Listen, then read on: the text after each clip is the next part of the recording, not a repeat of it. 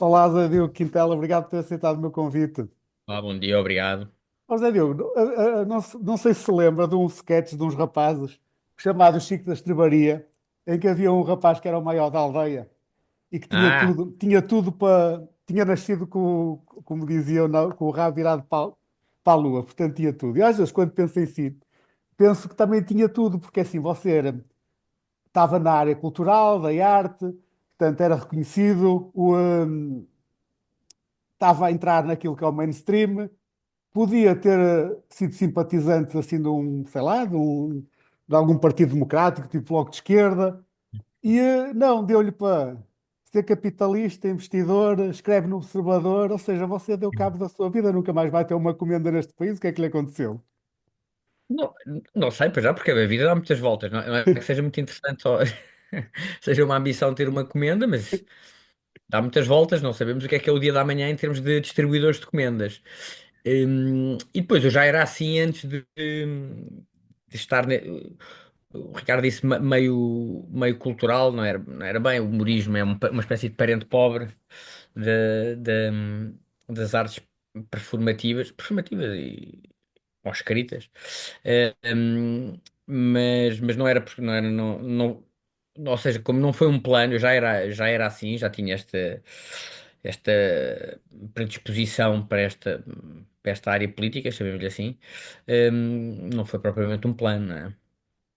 Mas eu não queria fazer piadas, até porque não se faz piadas com profissionais, portanto, que é um princípio. Mas isto era uma piada com algo com um fundo muito sério, ou seja, em Portugal. Ainda hoje, isso é algo que eu tenho pena, ainda há um certo preconceito e ainda há uma certa ideia de que as pessoas que estar num determinado tipo de framework, têm que ir, portanto, se as pessoas estiverem mais à esquerda, está tudo bem quando as pessoas investem, quando são empresários, portanto, há algo que parece que elas deixaram aquilo que era o seu caminho natural. E se nós formos ver, muitas das pessoas, e quando diz que o humor é um parente pobre, eu acho que hoje já não é, já foi, acho que cada vez menos o é, portanto, e felizmente, e teve direito a ganhar essa preponderância, mas se nós formos ver, a maior parte das pessoas que estão no fundo na opinião publicada Hum. são melhores vistas se estiverem à esquerda do que se tiverem opiniões que são mais à direita. Então, se forem empresários, nem sempre são muito bem vistos. Eu acho que aqui há duas questões. Essa é a questão da opinião. O país provavelmente é. Na parte da opinião publicada, pende mais para a esquerda, porque o próprio país, se calhar, é mais sociologicamente à esquerda, pelo menos numa parte da economia, é um país mais estatista, em que estamos habituados a procurar o respaldo do Estado.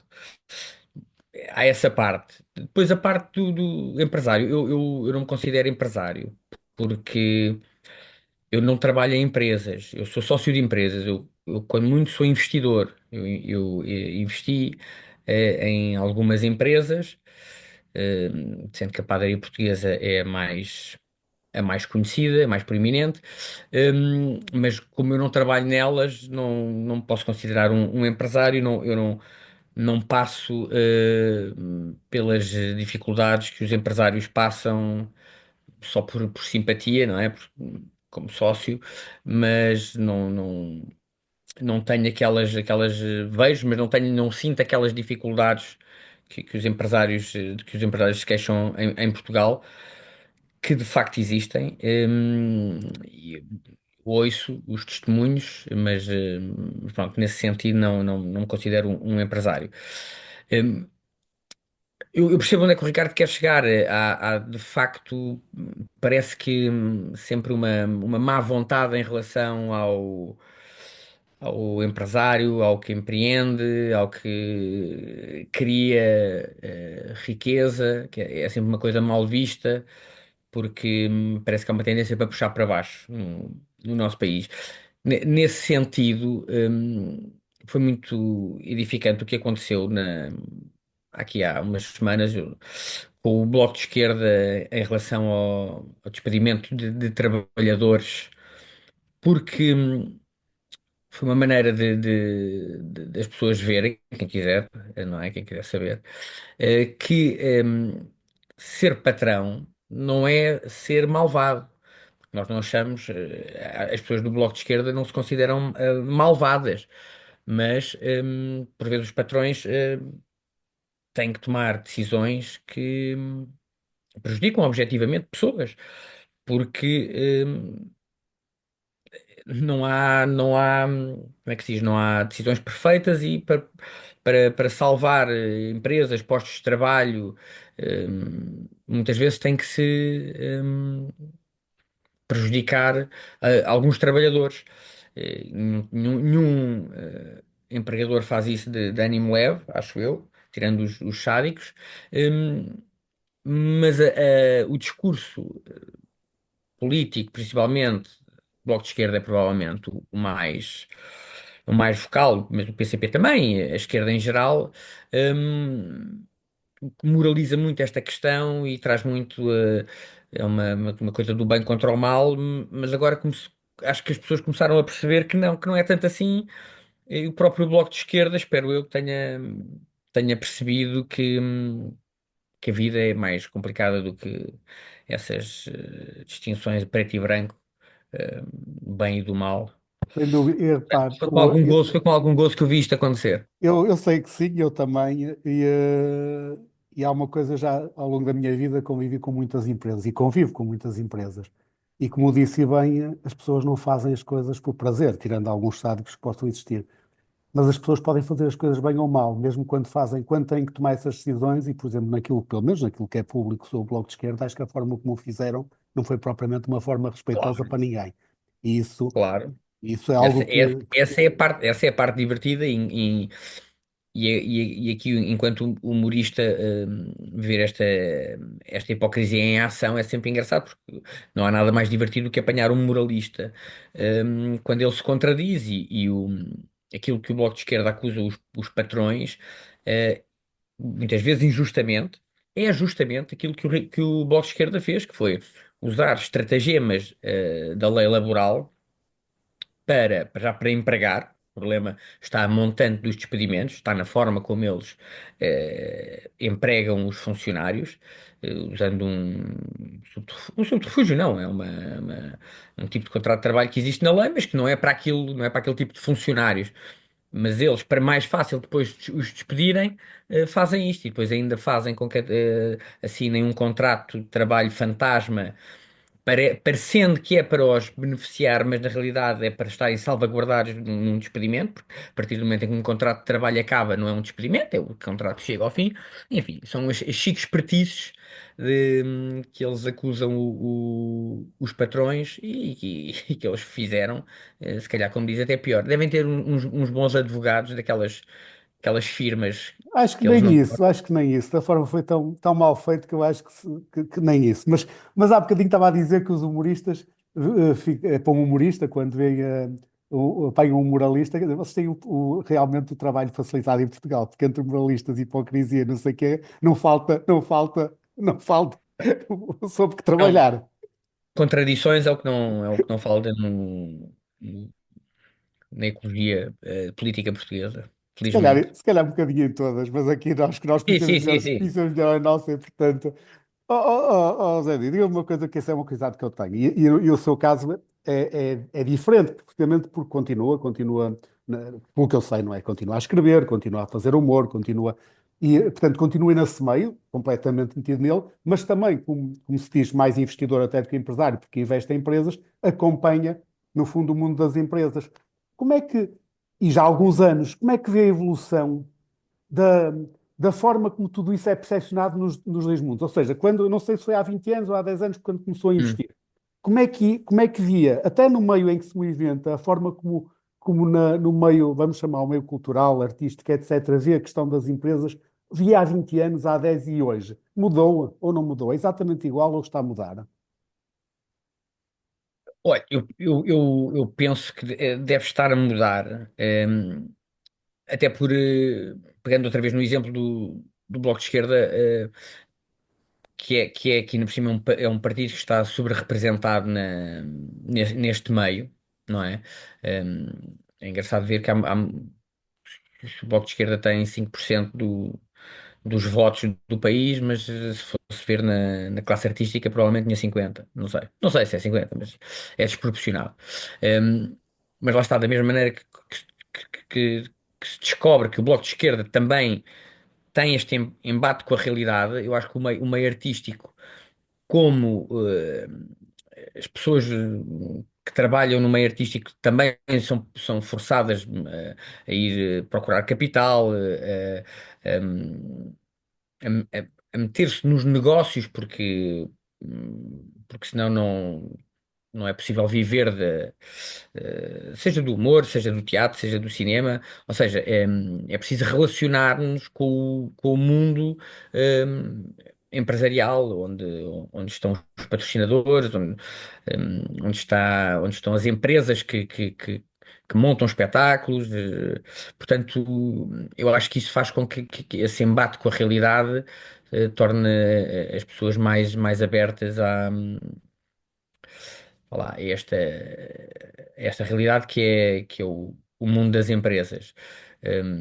Nesse sentido, acho que estamos melhor do que. Melhor não, mas mais. Como é que se diz? Mais ligados do que há 20 anos. Vocês no vosso grupo de amigos e que fazia aquelas piadas muito bem conhecidas e hoje a sensação que se tem é que tinham ali assim umas divergências políticas interessantes. Como é que eram as vossas discussões? Porque Nós discutimos, se calhar, mais com o futebol do que de. Nós nunca escondemos, aliás, que eu era mais de direita, eles eram à esquerda e ao fim destes anos todos continuamos, mudámos pouco, se calhar, nos posicionamentos políticos. No futebol não mudámos nada, eu sou do Sporting, eles são do Benfica. pois vocês aí têm todos um defeito, mas pronto, Sim. mas ninguém pode ser perfeito, não é? Mas, por exemplo, nós, bem, para já, nós somos amigos e colegas e aquilo era trabalho, portanto, eu acho que sempre tivemos cuidado de não deixar as coisas irem longe demais nessas discussões, não é? Não falta são histórias de amizades que terminam por causa de discussões políticas ou mais estúpida ainda por causa do futebol, mas nunca deixámos isso acontecer. E depois há outra questão que eu e os meus amigos, nós podemos divergir na forma daquilo que achamos que é a melhor organização de uma sociedade, mas não divergimos dos objetivos, que é uma sociedade mais justa, mais próspera, mais, mais livre. Portanto, os valores nós partilhamos. Hum, Divergimos, muitas vezes na forma em como eles são alcançados. Mas dá algumas discussões interessantes, nunca dá choques terminais, isso não. Como é que vê Também uma já são coisa? muitos anos disto. Sim, Diga, diga. já tem, e tem a amizade, não é? Que tem a amizade de partida, que é Sim. uma coisa que é muito boa e muito importante nestas coisas para depois relativizar as divergências. Mas como é que vê algo que é assim? Disse uma coisa com a qual eu concordo, assim, as pessoas têm divergências da forma como veem o mundo, mas a maior Uhum. parte das pessoas que são bem intencionadas querem um mundo melhor e, portanto, querem ver de formas Sim. diferentes.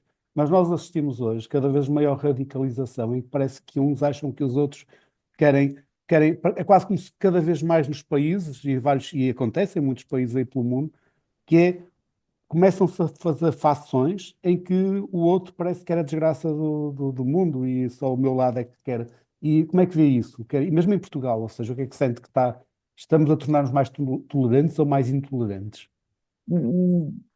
A política está a atravessar uma fase, tem razão, de alguma intolerância e algum radicalismo em que uma das fações tende a diabolizar a outra. Põe na outra todas as péssimas intenções, portanto, que o outro lado deseja o mal, são agentes do mal, entra até um tipo de discurso muitas vezes religioso, quase, salvação de um lado, perdição do outro, anjos e demónios. Isso é preocupante, para já porque não, o debate empobrece. Não se trocam argumentos, trocam-se acusações e lá está. e não se chega, muitas vezes, àquelas decisões que têm que ser trabalhadas, têm que ser consensualizadas. Isso não acontece, porque a partir do momento em que nós achamos que o outro lado é malévolo, nós não podemos negociar com o mal, não é? Um, e nesse sentido, o extremar dos discursos leva a que isso aconteça.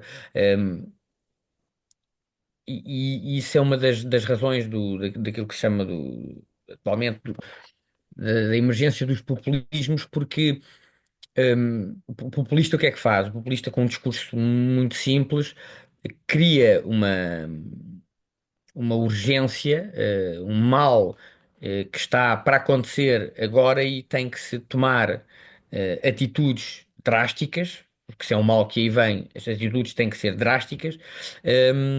Agora, imponderadamente, porque tem que ser já, portanto, cria-se um pânico moral, e o que não falta aí são esses pânicos morais, e nós temos que agir já e agir já, sem pesar os prós e os contras de várias alternativas.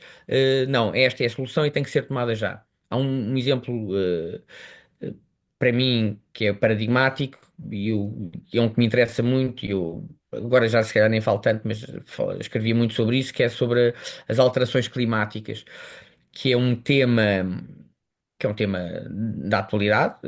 Alterações climáticas existem, o clima muda e tem vindo a mudar e tem vindo a aquecer nos últimos anos, mas depois, a partir daí, cria-se uma narrativa de fim do mundo, uma coisa apocalíptica, em que, se não forem tomadas estas medidas e só estas, e que são basicamente empobrecimento energético, podemos discutir, mas é o que é.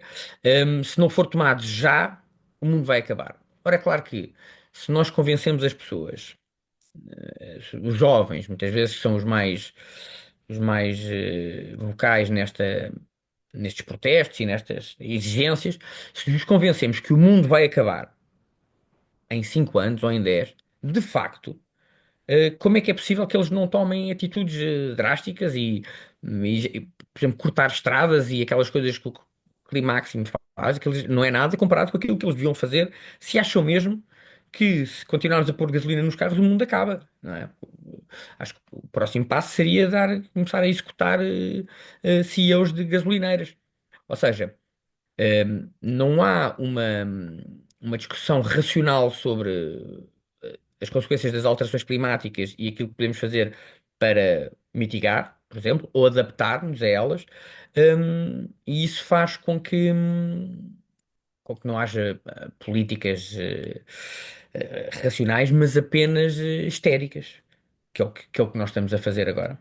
Uma coisa, eu costumo ler os seus artigos no Observador e também gosto de ler Então é muito. o Ricardo. É Sou eu o... que sou. Eu não escrevo lá depois nos comentários, mas leio. Mas não só leio os seus artigos, portanto deve ser o único que leio, mas depois há muitos que escrevem comentários. E eu gosto de ler, eu gosto normalmente de ler artigos e gosto de ler os comentários, porque os comentários são muito interessantes. Até porque no seu caso você usa muito humor, mas usa humor para dizer muitas vezes coisas sérias.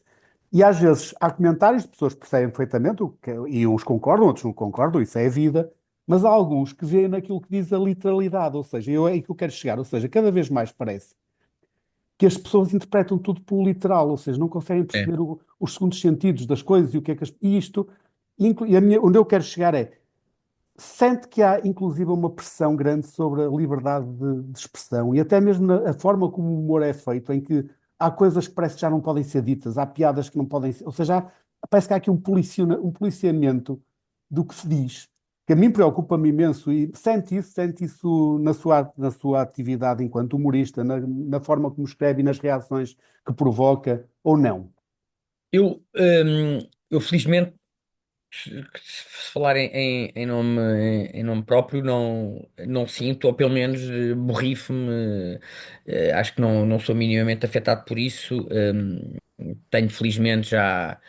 hum, não sinto que tenha que agradar ou proteger-me de ninguém. Trabalho no nosso programa onde eu trabalho, o Isto é Gozar com quem trabalha, do Ricardo Araújo Pereira, nós e a nossa equipa sentimos perfeitamente à vontade, não há temas nem, nem piadas que nós não queiramos fazer por lá está esse controle de linguagem. Agora, noto que de facto essa literalidade na interpretação existe, uma dificuldade em entender a ironia, em entender figuras de estilo, hipérbole, e isso acontece e que há temas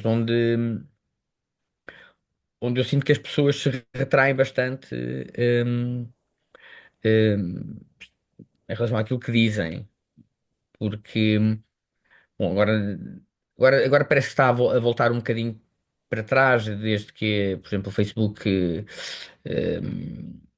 acabou com o fact-checking, ou supostamente vai acabar.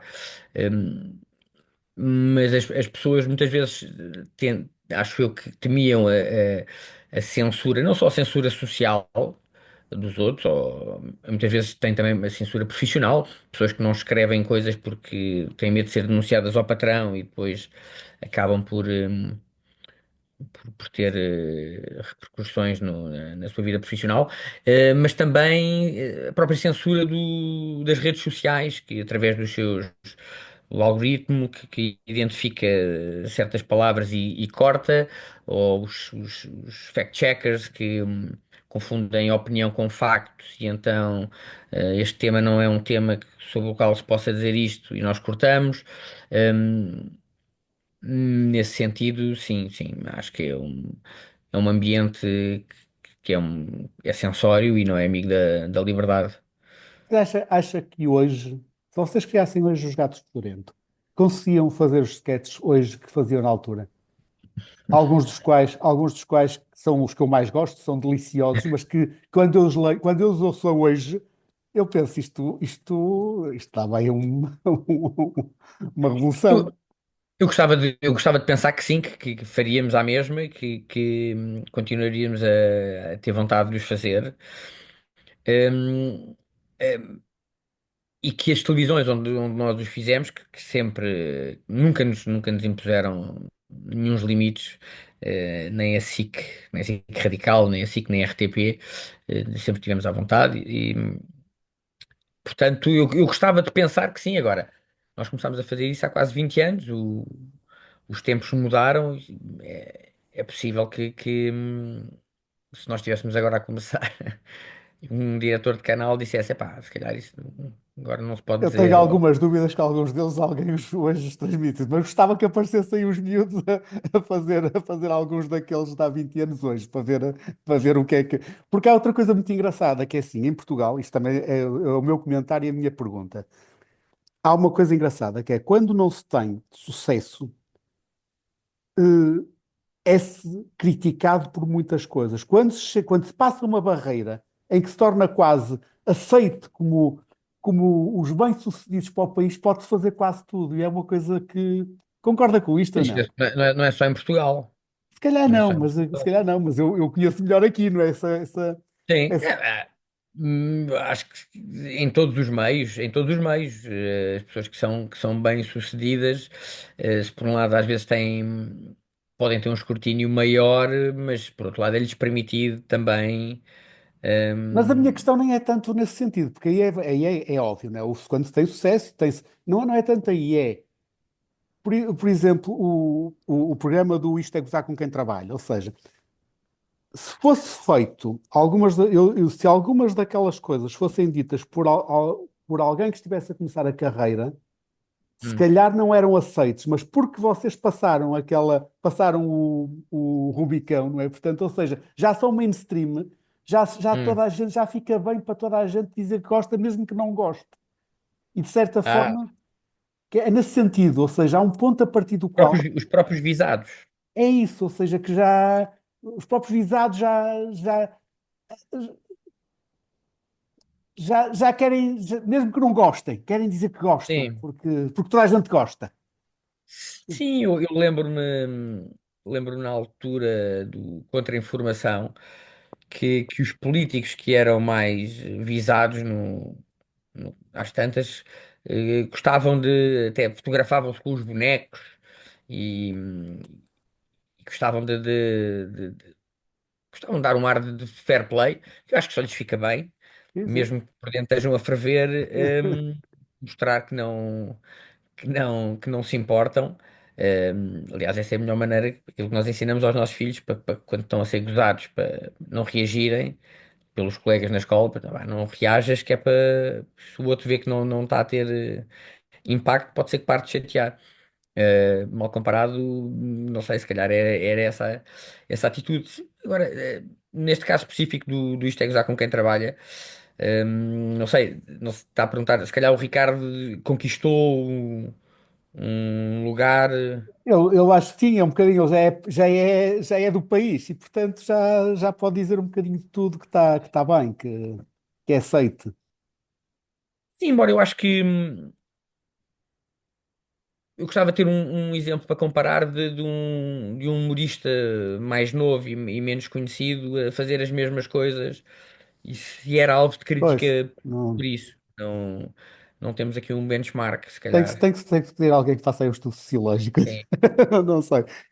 Uma coisa que é muito engraçada nos programas humorísticos, os programas feitos por humoristas, que tratam de assuntos sérios também, e no que é o caso do Gozar com o Trabalho, não deixa de ter uma componente, é quando entrevista alguém na segunda parte, tem ali uma parte que tem um bocadinho, que é, os convidados tendem a querer fazer humor também, o que a maior é, parte das vezes corre muito mal, porque, porque as pessoas, cada um nasce para o que nasce, não é? Portanto, ou é. seja, e eles muitas vezes contrariam a sua essência, não é? E não é, porque acham que estão num programa em que têm que também ter piada. Alguns conseguem Hum. fazer, alguns acho que até conseguem fazer com alguma piada, Sim, sim. mas muitas vezes é um exercício. Há uns com mais à vontade e uma coisa que nós fomos reparando ao longo do tempo foi. Quer dizer, fomos reparando, se calhar é uma coisa minha. Parece que há mais nervosismo dos convidados hoje em dia do que quando nós começámos. A primeira vez que nós fizemos este programa foi em 2009, que era uma das eleições. Foi as eleições de 2009. Aliás, o primeiro episódio foi o Sócrates. Hum, e eu acho que eles, se calhar, vinham menos nervosos, os políticos. E se calhar era por nós sermos mais miúdos, o Ricardo ser mais miúdo, e eu acho que de facto o Ricardo já tem um estatuto que se calhar às vezes assusta, até porque entretanto mudou a geração de, de políticos e muitos deles já cresceram com o gato fedorento. Nós já tivemos casos, não vou dizer nomes, mas houve uma vez um político que me disse. Um político que, atenção, tem muita vontade para falar e vemos-lo a falar, a discursar na Assembleia da República e sempre ótimos discursos, mas ele disse-me, eu estou nervoso por estar a falar com o Ricardo Araújo Pereira. E é uma coisa, é uma curiosidade engraçada porque na realidade já são 15 anos, portanto 15 anos que nós fazemos este programa e houve pessoas que eram estudantes universitários e viam um gato fedorento e agora estar em frente ao Ricardo é diferente. É nervoso. E depois há aquela questão, há uns que têm mais à vontade, há outros que têm menos. Eu acho que eles sabem, aquilo é um jogo, aquilo não é uma entrevista séria, não é a Fátima Campos Ferreira, são provocações, que aliás é isso que permite que nós muitas vezes perguntemos sobre temas que os jornalistas até têm dificuldade em perguntar e os entrevistados têm dificuldade em falar sobre isso, porque estão muito mais na defensiva com os jornalistas, permite-nos fazer perguntas sobre temas que se calhar eles não estariam Eu tanto à nunca tinha vontade. pensado nisso, mas agora que diz, a minha interpretação é, acho que há três razões, que é uma, vocês eram miúdos e agora já têm a tal questão, já intimida mais. O outro é o facto de ser um programa humorístico, ou seja, essa necessidade quase da pessoa, como é que eu vou reagir, ou seja, e depois provoca estas coisas que é, faço humor também, eu sou divertido, não sou, ou seja, e a terceira coisa, que eu acho que tem a ver com as redes sociais, é saber que aquilo que vão dizer pode ser completamente e isso não era há 20 anos, isso acho que é terrível. Não. Isso é de facto, isso é engraçado falar nisso porque de facto as redes sociais vieram mudar completamente, completamente, porque antigamente, não é, uma pessoa diz antigamente, mas era há 10 anos. Há 10 anos. Acontecia uma coisa e viste aquilo, o deputado fez um não sei o quê na Assembleia, epá, tá bem, deixa-me ver no telejornal logo à noite, ou ver se dá a seguir na SIC Notícias, epá, se calhar consigo filmar e ponho no YouTube. Agora, imediato, acontece uma coisa e há milhares de gravações, vemos imediatamente, as próprias televisões põem, porque sabem que, quando são coisas passadas na televisão, sabem que aquilo é bom, dá atração dá views, ou como é que chama aquilo. E isso mudou completamente. É impossível, não há nada que não se faça que não fique imediatamente hum, plasmado eh, para sempre na internet. Agora nós temos aqui uma conversa, se eu disser ou fizer qualquer coisa muito estranha, não sei quantos espectadores é que costuma São ter. pai dois. Prontos, e numa vez, um dia acontece uma coisa aqui e de repente tem 2 milhões. E isso mudou, porque uma coisa que aconteça, que se diga numa entrevista, é amplificada, aquilo é como se fosse uma lupa e a repetição. E também tem graça que, uma coisa que eu me esqueci de dizer, os políticos muitas vezes vêm aos nossos programas, é sempre nas vésperas das eleições, alturas eleitorais. E isso nota-se. Há uns políticos que vêm muito mais em modo eleitoral. Muitas vezes isso estraga. Não é estraga, mas dificulta ali a parte da entrevista porque eles querem, como num tempo de antena ou numa entrevista, Claro. querem enfiar os seus. E está no direito deles e querem, parece que querem à força ter ali os soundbites que têm que ver com a campanha em questão. Agora vamos ter autárquicas, vamos ver como é que vai ser. Há bocado estava a dizer essa questão que antigamente havia aquela expressão que é o que acontece em Las Vegas, fica em Las Vegas. Hoje em dia já Exato. não fica em lado nenhum, já Nada, está. Não interessa onde é que acontece, está em todo lado. nada. Bem, Diogo, estamos a terminar. Só mesmo a última pergunta é assim: é otimista em relação ao futuro? Ou seja, otimista em relação ao futuro para os nossos filhos, Ao para- meu, não aos ao meus seu, filhos, não ao nosso, mas em relação ao futuro dos nossos filhos e do nosso país, do nosso mundo. eu não, vamos lá ver, eu tento ser otimista, mas sou por formação, sou pessimista. Hum, e acho que eu não acho que o mundo tenda sempre para que estejamos sempre progressivamente a melhorar. Acho que a história demonstra que muitas vezes é possível haver retrocessos, portanto não podemos dar nada como garantido. Hum, eu tenho muita dificuldade em dizer que são sempre aquelas declarações grandiloquentes de não, vivemos neste momento num ponto de charneira da história. É engraçado que as pessoas acham sempre que vivem num Claro, momento é decisivo evidente. da história, quando na realidade, depois, quando se for a ver o deve haver, foi, pá, aquilo é uma linha reta e mais ou menos, e nós estamos aqui.